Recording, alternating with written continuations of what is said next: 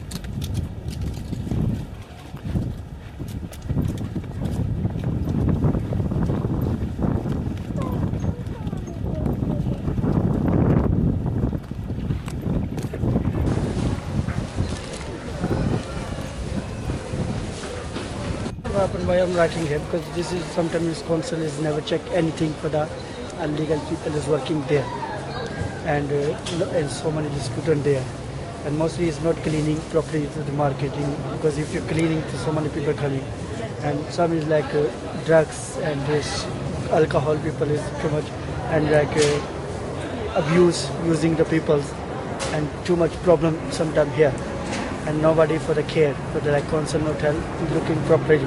If you look at properly, and like legal people working here is not it's very difficult for the work, and so many students is coming and like this, and Buddha is making stall and like this, and so many people problem there.